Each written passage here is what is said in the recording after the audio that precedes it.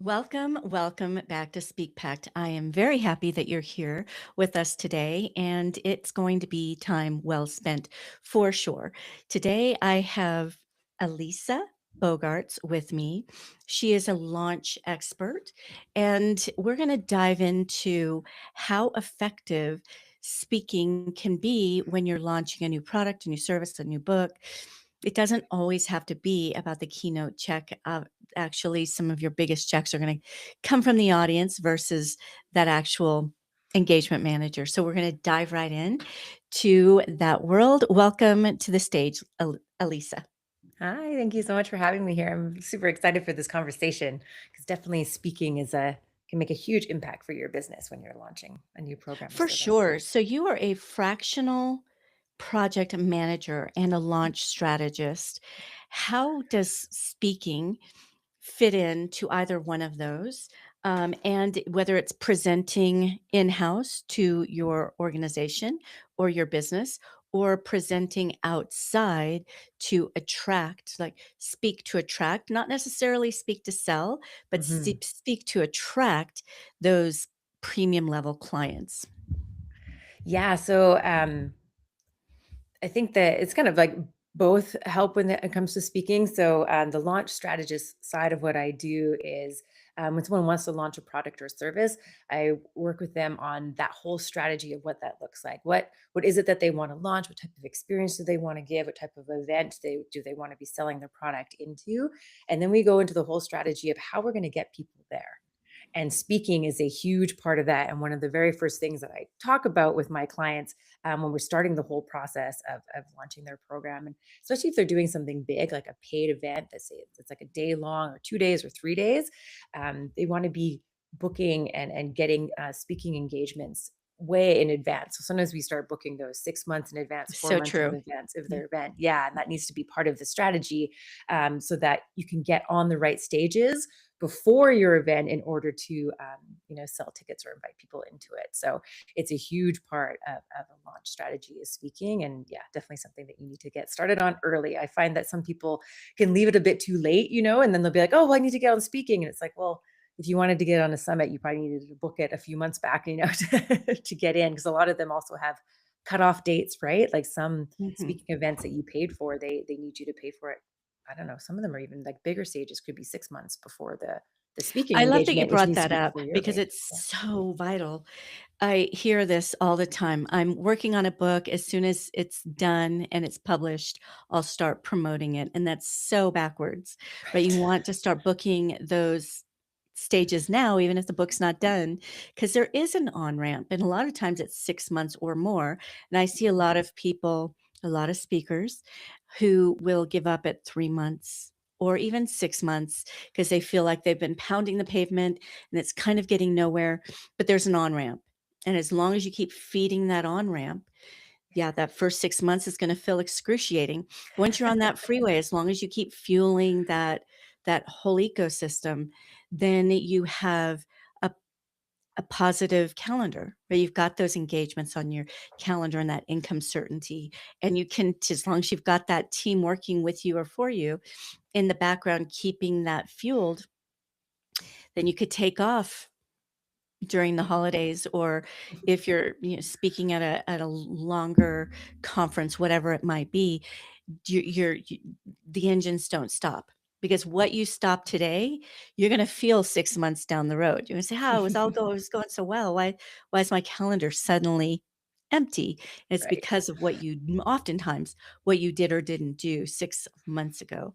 So I love that you brought that up. Absolutely. It's so important. So Yeah. when Yeah. you talk about speaking to launch a project, I'm assuming a project, a new service, maybe even a book, how do they get those first engagements, and are they paid typically? Yes. So I find that yeah, this is like you were saying earlier, are you paying for speaking? Are you getting paid to speak? And I find a lot of these, especially when launching, yeah, it could be a program, could be an online program, a course, a book, even a podcast. Yeah, usually those stages you pay for, so you pay to speak on them. And the great thing is that often those paid speaking opportunities. they'll have like they'll guarantee an audience size, so they might say like, I guarantee there'll be 100 people in the room or something like that, so you got a great audience in which to speak to. And often those paid speaking opportunities will allow you to make an offer of some kind. So if you are doing, say, a 3-day event to sell a high ticket program of yours, and say you're selling tickets from anywhere from $27 to say $97, you can often sell tickets to your event in the paid speaking opportunity, which is usually quite an easy sell if you're doing, say, 20 minutes or 30 minutes or something like that. Getting people to buy your ticket. And I notice a lot with a lot of my clients, and I see it in the coaching industry, that that they'll often give a discount. So say normally the ticket is $97 to be like, for this event, I'm going to give it to you for 27. So it's quite an easy sell and an easy way to get those 100 people that they're guaranteed you're going to be speaking to 100 people. That conversion can be quite high. So that you can fill your event, which is also another speaking opportunity, but of course that's your own, in which to sell people into your program. So yeah, usually they're paid stages, and you can sell, which is great. You're bringing up a sore topic, which I'm glad you are, because it's so funny to me how the average person understands that if you're going to start a healthy 6, seven-figure business, there are some investments that you make. You invest in marketing, you invest in team, you invest in infrastructure. There's investments to get that beautiful speaker life lifestyle, right? There's investments to get that booming gas station on the corner. But so many speakers have been conditioned that they are just going to have somebody else do all the work for them. Not all, and then definitely not my audience, hopefully.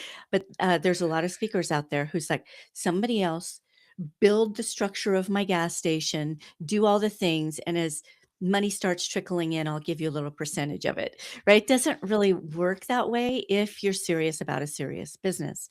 And I see this so often, even in speak for no fee, right? Speak to attract, and speak for pay, pay to speak. People don't love to hear that, Mhm. but they're quick to, dump a couple $1,000s into an ad campaign. That Right. is kind of a buckshot. You don't know who you're really gonna be speaking with.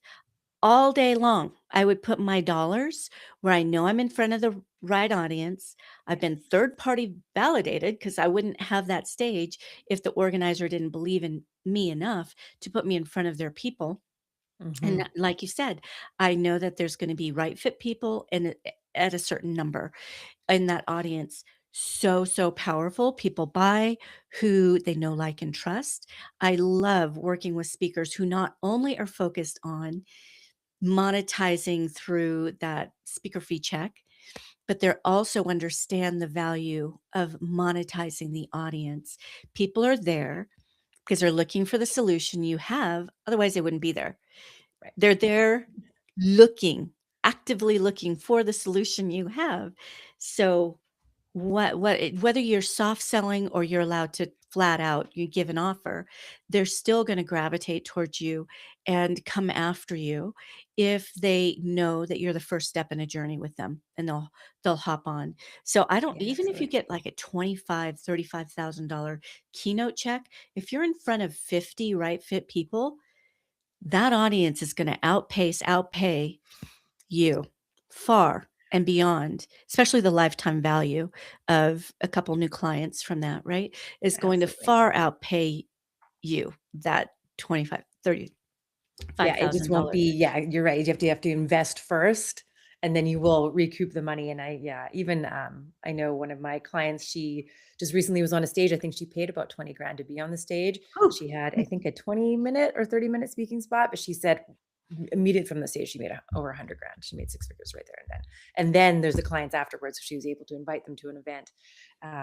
Yeah, and actually that's another strategy of doing it too. If you're not allowed to sell from stage, you could invite them to, say, like, if you're doing a free event that leads up to your bigger paid event, you could invite them to that as well. So, which is int great because then you're building your own stages, which is more speaking as well, to get people into your world. But you're right, these people that you're speaking to, they're qualified leads, and then also you, as a speaker on someone else's stage to their audience, you get that credibility. So you're already sort of credible. You're already a step towards that know, like, and trust, because if the person that they paid for their event, and then they're bringing you on, they're giving you that, yeah, that credibility so that you can, so they kind of, they trust you just because you're on stage, because they trust the person that brought you on stage.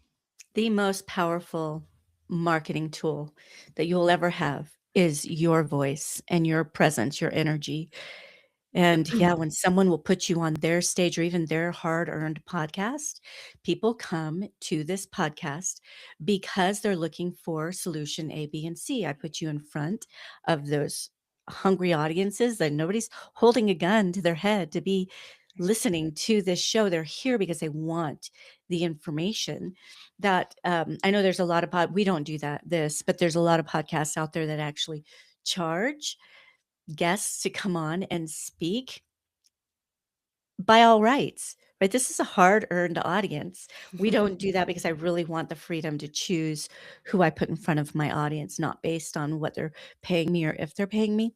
Mm. But Yeah, I I don't agree. slight those podcasts that do because this is hard flipping work. And even in the top 10%, it's a labor of love.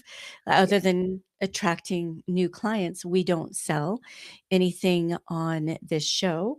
We do give free things away, but it's all about who gets to hear you, who gets to find you, right? Just making yourself more visible, more findable. So you just did, I think it was a challenge recently about visibility. Can you tell us a little bit about some of your strategies behind getting more visible in powerful places? Yeah, so yeah, last week I was in, well, as we're going live here today, I was in a summit called the Visibility Experiment, and it was hosted by Wandana Puranik, and she loved the idea about how, uh, sometimes in some of the speaking that we see, there's a lot of people sort of, they spend a lot of time kind of like talking about themselves and their story, which is great. Stories are awesome, definitely worth telling stories in your speaking. But then we also learn about a lot of the whats. So sometimes as an audience member, you sort of feel, you leave a little bit, like, not, I don't know if empty-handed is really the right word, but sometimes you think like, I wish I knew how to do that.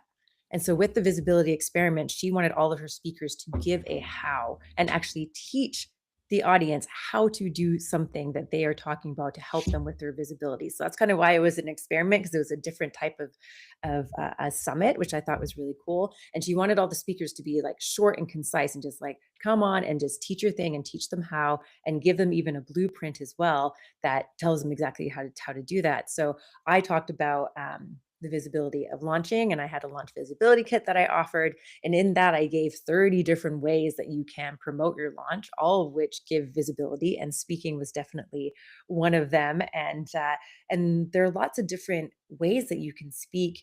Especially when promoting your launch, like we've been talking about, paying for stages to be in front of the right fit audience.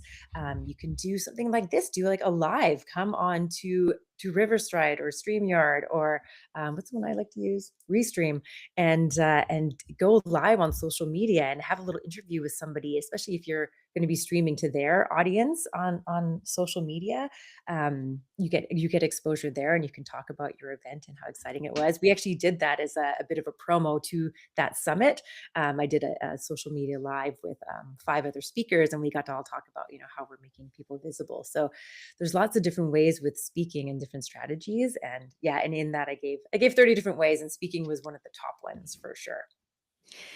You really can't outpace being seen and heard. And because I hear this argument quite a bit that I've tried that and it was just a waste of time and money. It will, just like advertising, it's always going to be a waste of time or money if your target and your message is not clear. That's foundational work to do up front. It could be a Absolutely. really incredible speaking opportunity. Maybe you don't even have to pay. Maybe they're just inviting you to speak in front of their people. It's not worth your time or your money if they're not the right people. So know who it is you would be going and speaking to, and is your message for them.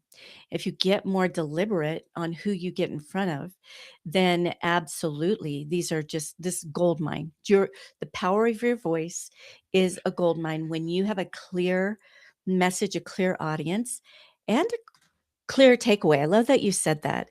People will soon forget what you said. They're just gonna totally you can ask them right after you get off the stage, and they will like, "Wow, I loved you. You're great. Yeah, I just enjoyed it. I took notes," right? But they cannot verbalize back to you what you said for the most part, but Mhm. people will never forget how you transformed them, the difference that you made in their life. So that experiment is spot on, meaning Love speak it. to give, speak to make a difference, even and it shouldn't be too much in one sitting.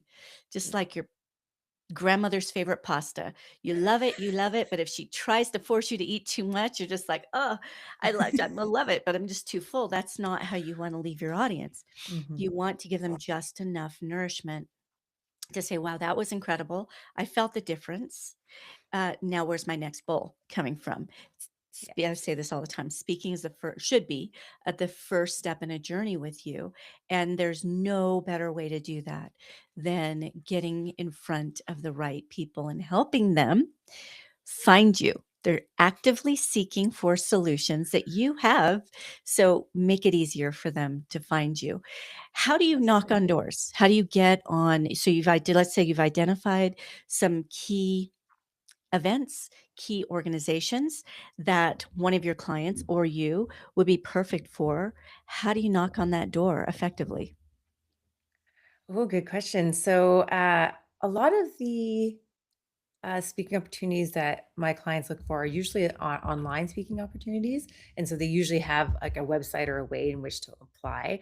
I think also another great way is, well, at least a lot of speaking opportunities that I find, and I encourage my clients to do as well, is through building the relationships. Like I get a lot of my speaking opportunities from being at networking events, being at in-person events, and things like that, where people are either looking for people or just I set up calls with people to get to know them and start to build that relationship. And usually out of that call, they say, "Hey, I've got a show I would love you to be on. I've got a stage I would love you to be on."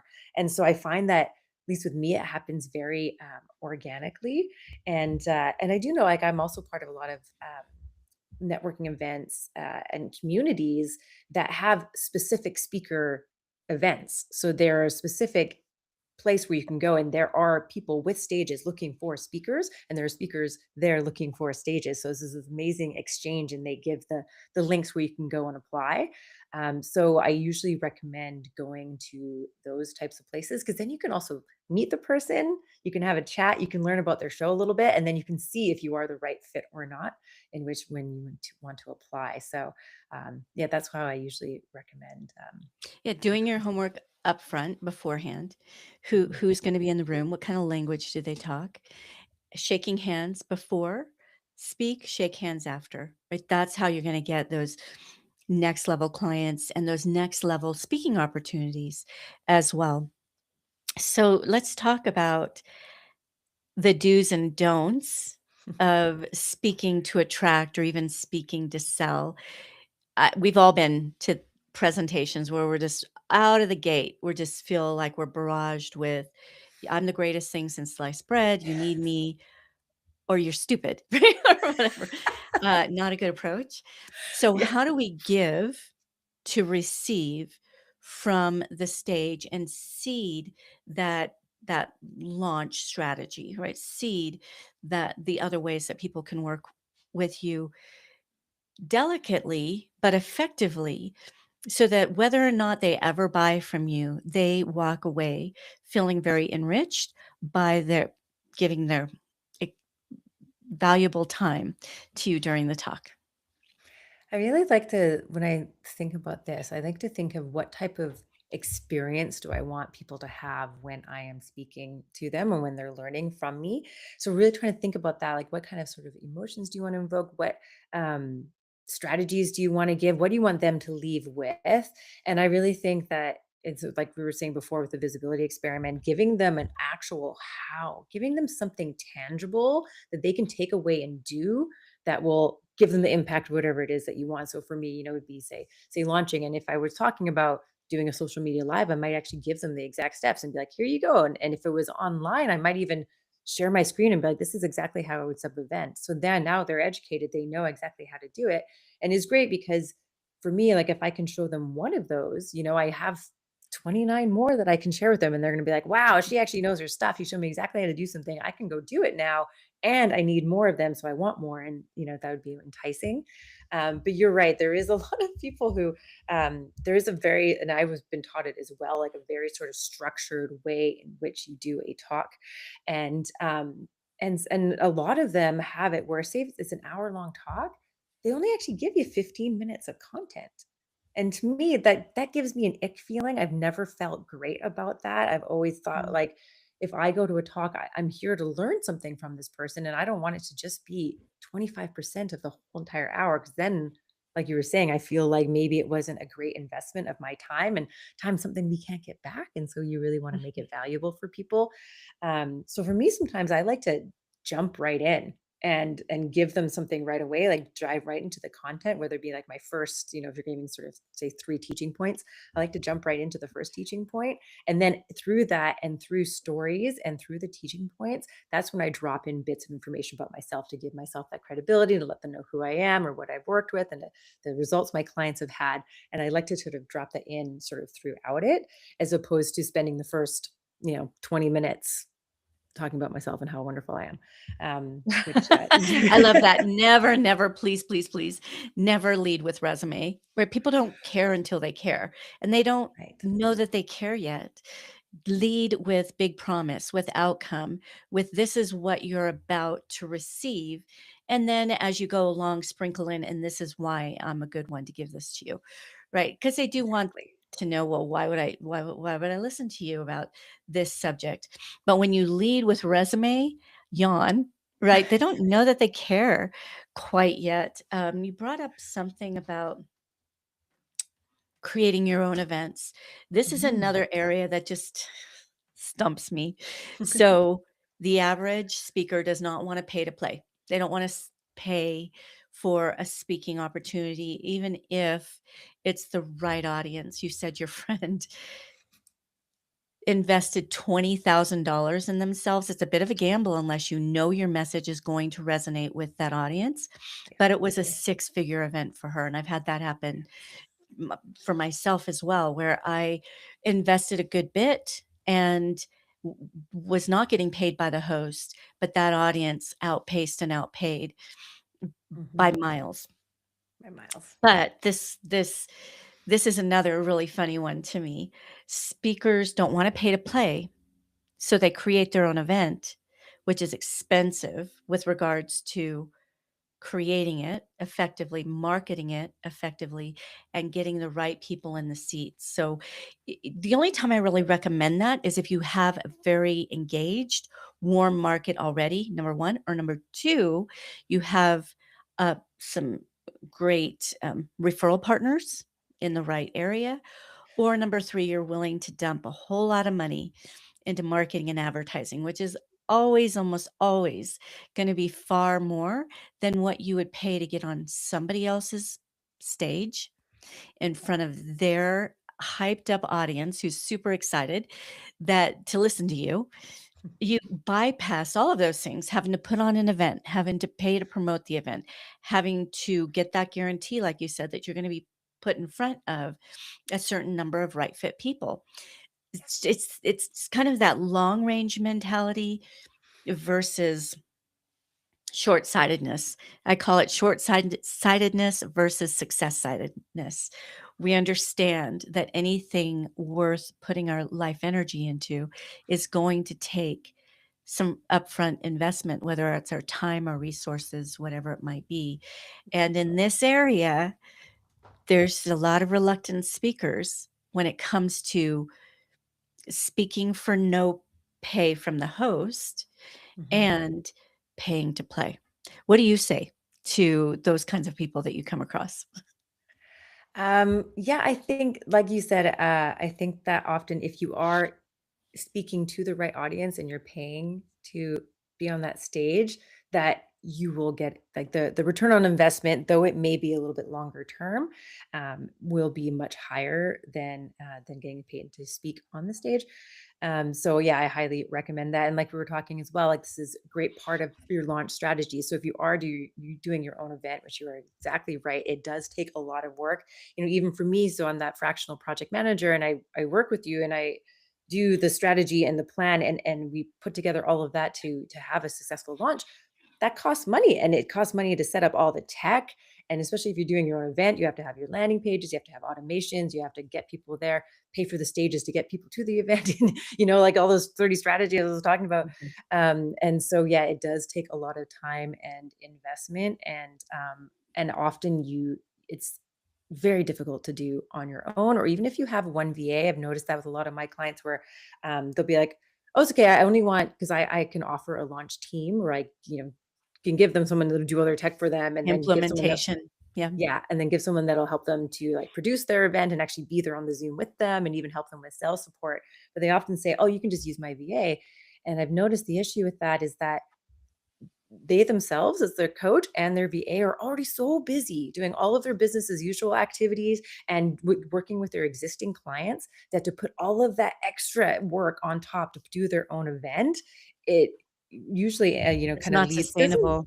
it's not Yeah. sustainable. Yeah, and it's a lot of energy and it's a lot of work. So you really need to get help, which is that investment to put that event in. So Well, and I'll tell you yeah. what, the huge disappointment is you go through all of that, you invest the time, money, energy, resources, and 3 people show up, right? Whereas sometimes when you pay to play, you do get that guarantee of a certain number of right fit people that you're going to be able to present in front of. And again, if you know that your message is clear and it resonates with who you're speaking with, and you're leading with value, not with resume, then you cannot help but recruit, attract a, a handful Mhm. of highly valuable leads, right? You should I'm Yes. being conservative. It's usually a lot more than a few, but Mhm. even just a few, how much is the lifetime value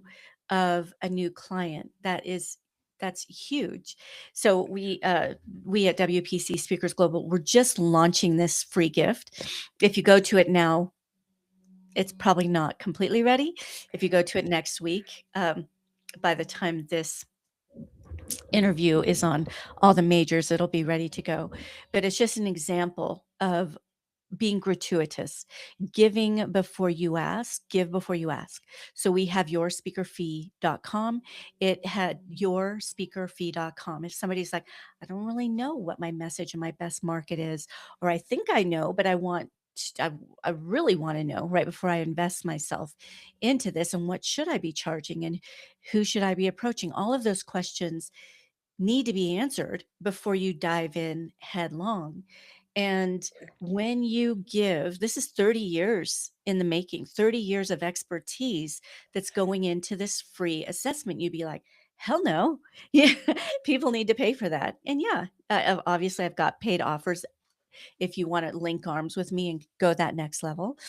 But how are they going to know the kind of value that I can bring if they don't get to experience it a little bit? So, whether it's a free course like you talk about, or a free resource, or an assessment, or a quiz, or a calculator, any of those kinds of things, when you're speaking on stage, or in a remote situation like this, you can have a QR code, or you can have an easy website like yourspeakerfee.com, or whatever it might be, where people are like, ah, Elisa really spoke to me. How do I go the next step with her? Make it easy. Do not set roadblocks. Don't set obstacle courses. Just make it super simple. Listen, let's start here. I've got this free resource. Grab it. We can go from there. Absolutely. Yeah, yeah, and I think that's, and then they're in your world, right? And that's when you can start really nurturing them. And I can't remember whose research it was, but they're saying that nowadays some people can take up to like 12 to 14 touch points before they might even consider buying from you.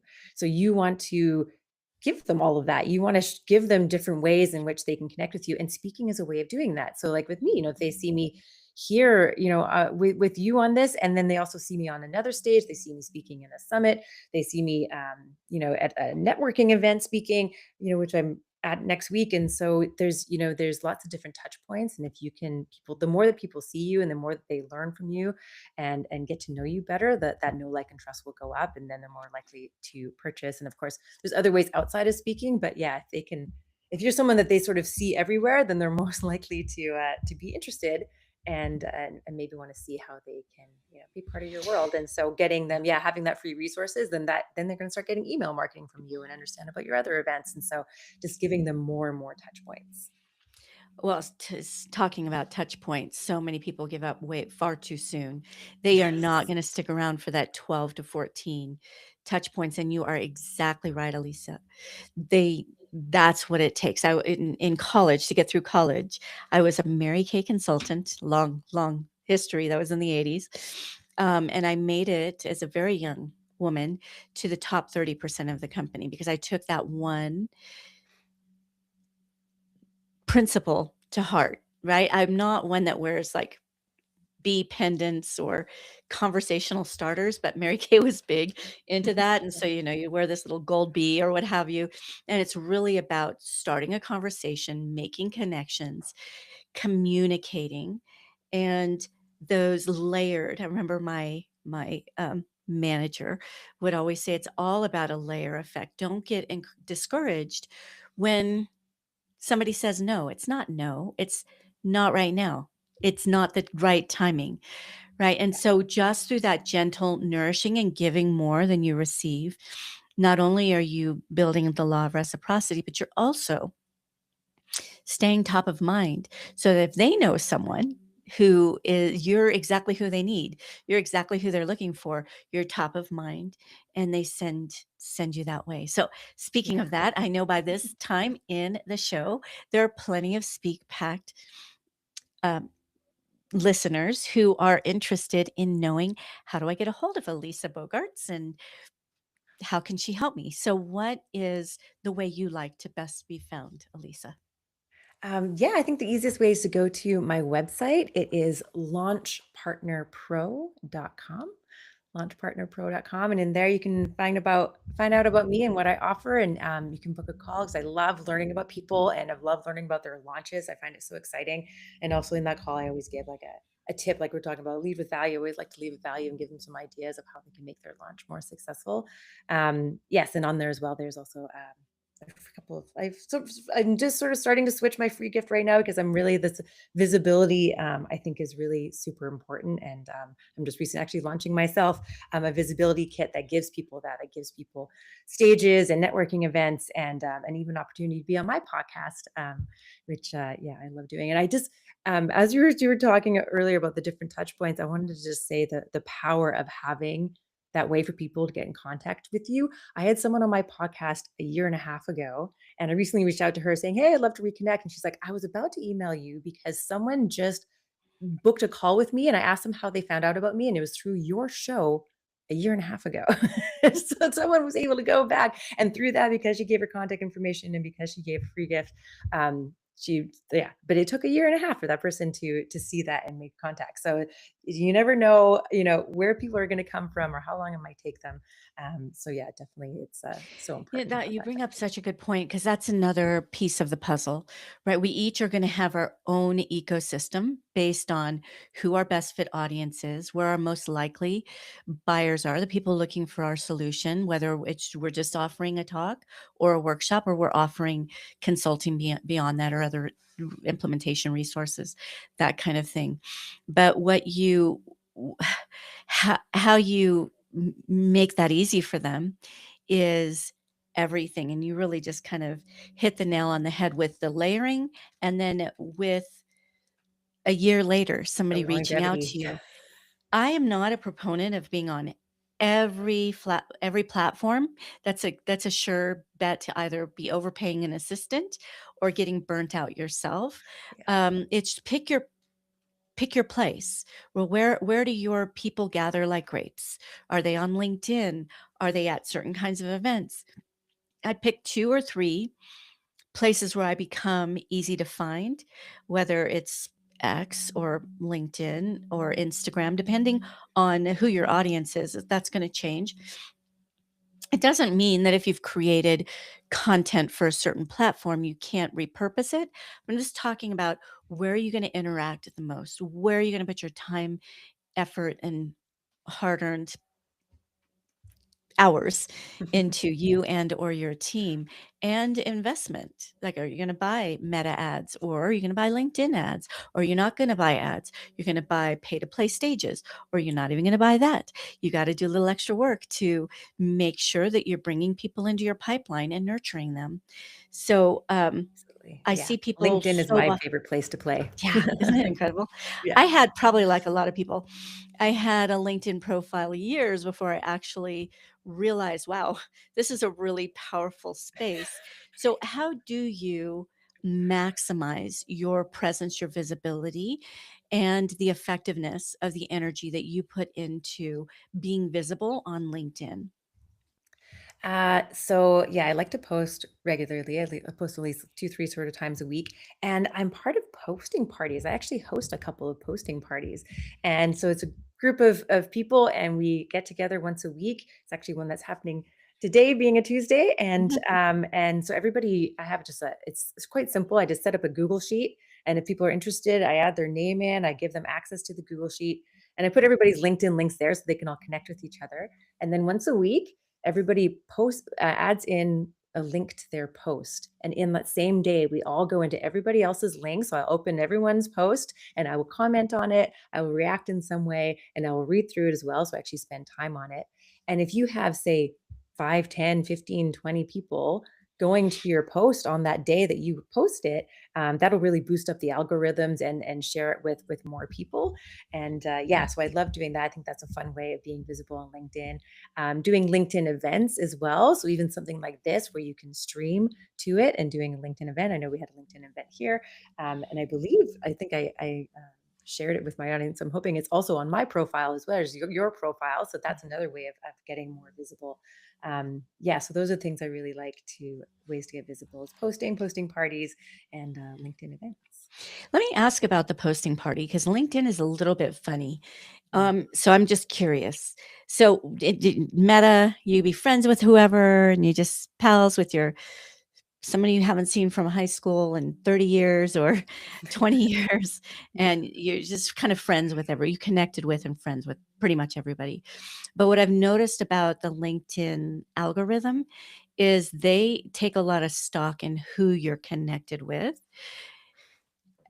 regards to who they're gonna push you out to, who they're gonna make you visible to. So these posting parties, fun concept, I've never done one. Yeah, they're awesome. Are they topic based? Like if someone was in a like space as me, then we would share each other's back and forth, or is it just whoever? And you're all kind of because that could mess up. I don't know because I haven't done it. It feels like that could confuse the algorithm. Just playing a little bit of the devil's advocate because I actually love the concept. I'm just wondering how do you make sure it's the right people putting you in front of the right people, I guess, and you Yeah. putting others in front of your right fit audience. Because if you know, somebody in there is a dog trainer and you're posting their that could really confuse the algorithms. Yeah, absolutely. Yeah, I like to keep it to sort of like-minded people. So if say if it's entrepreneurs that are kind of more on the business side of things, and that would be a good group of people to have. So I definitely ask them what their is about. So that yeah, so that, and also it makes it easier as a person who is commenting. If they if I was going on commenting on a dog groomer, I might be like, I don't really like it. That sounds interesting, but I don't really, some people, yeah, we don't. It makes it a little bit difficult to comment. So yeah, so I always make sure that they're sort of like-minded in the same sort of industry or doing the same type of thing. So like I have one that's all business entrepreneurs. You could have one maybe that's more personal development. You could have, yeah, different things. So yeah, I like to Yeah, keep it good kind of stuff. similar. And then you can also just set up different ones and just set up different Google Sheets and yeah, do it throughout the day. So yeah, And that's great. understanding the platform too, because not all platforms are alike, and all platforms are definitely not equal for you. Someone else might be a super good candidate for TikTok, Instagram, whatever else it might be, whereas I'm not gonna reach my right people there. I'm not saying I'm not going to, but it could be. Um, you said something about, commented like, LinkedIn rewards engagement, engaging. They don't they're not so interested in how many likes you get, not even how many shares you get. They wanna see that you have sparked a conversation, and they like to see it within the first hour of you posting. That's Right. really where they push it. Like, I think I'm over 12,000 connections on LinkedIn, and it's always been kind of like a bummer that they only push it out to 500 or 700 people even ever see my posts. But somebody recently said that's actually really good for LinkedIn because they may only push you out to 70 people or 100 people unless they trust you and unless they trust that they're going to put your content in front of the right professionals. This is a professional network. So Mhm. that first hour is biggie. They do not love LinkedIn is super big about this. They do not love external links. So, what you said about live events within LinkedIn, great. They love that. I will say my biggest impressions, the the posts that LinkedIn gives the most impressions to in my network is my LinkedIn newsletter because it's within their ecosystem. Again, another free way to make yourself visible. They don't even charge for you to do a newsletter on their platform. And anytime you make a new connection, they take it upon themselves to invite that new person to your newsletter. It's been so powerful. We have um, keynoters, high impact edge. Yeah, my team I w I co-write and my team does all the Nice. promoting for me, And but, that's something that you can keynote use in a posting party as well. So if you release something in your newsletter on the day of the posting party, you can have a post about your newsletter content that sends people to the newsletter, or even link it in that so you can get more engagement organically there yeah, too. love that, and that's one more touch point, like you Right. were saying before. All right, this has been an excellent interview, Elisa. Thank you Yeah. for bringing your brilliance Mhm. to the Thank you for Speak having Packed me. audience. My final request in this Speak Packed show, and that's because we are on a universal people, hopefully in my world, are on a universal pact to make the greatest impact with the power of their voice possible. In Mhm. your world, that's by getting visible, getting findable. Is there a challenge that you can give the Speak Packed audience if they just went today and did this simple action or the simple whatever it is that they are going to see themselves far more visible this time next month? Mm. Uh, well, I have different ideas. I'm like, oh, which one do I want to pick? But since we're kind of been talking about LinkedIn, I say that you could do that. Have make 10 new connections a day, send direct messages, and then also comment on other people's things, because I think that really boosts the algorithm. If you're DMing people, I think even like in LinkedIn, if you send a direct message, that the algorithm will push your post to their feed. So just by even like just connecting with somebody on a direct message, you will organically be more visible on their feed, and then also going onto their feed and liking and commenting. So I think that can really oh, sorry, whichever social media platform that you like, I think that that does DMing. I think that that's a good strategy. I think it also works on Facebook and Instagram as well. So yeah, go out and make connections and comment on other people's things. Give first, and I think that will be reciprocated. So It goes back to that law of reciprocity, right? That generosity. When you are commenting, not commenting to sell anything, but genuinely adding to the conversation of their post, you're building law of reciprocity. They understand LinkedIn loves that, and they're thankful that you took the moment out of your busy schedule to stop and say something in their post. And then you're exactly right. LinkedIn will then push you to all the people, not all the people, but their percentage of people that they will to their audience. So just one more way of speaking. It's a form of your right, voice. You're speaking and their audience who otherwise may not you're not on their map, right? May not see you, get to see your comments and now their profile is pushed out to them. So know the platform. LinkedIn rewards engagement, interaction, conversation. So converse. Don't just like okay, this is pet peeve. So let's say you somebody makes a comment on your post and you just like it or love it.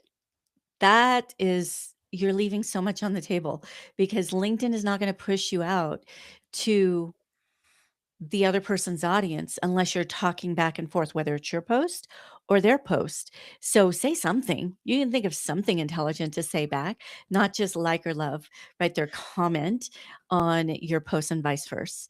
Don't just Yeah. like or love their post on their feed. Make an intelligent comment. And if you are low on time, it's okay to let AI give you some prompters, some ideas, and then you take it from there. Obviously, it should be from you. But if you just like have too much going on and you can't think about those 10 comments a day, definitely drop their post data into your favorite AI. How can I offer some value? 12 words. You need to do like 12 to 15 words for LinkedIn to love you. They don't want a 2-word comment. They want 12 to 15 words or more. They reward conversation. So, give me a 12 to 20 word piece of value that I can give to this post.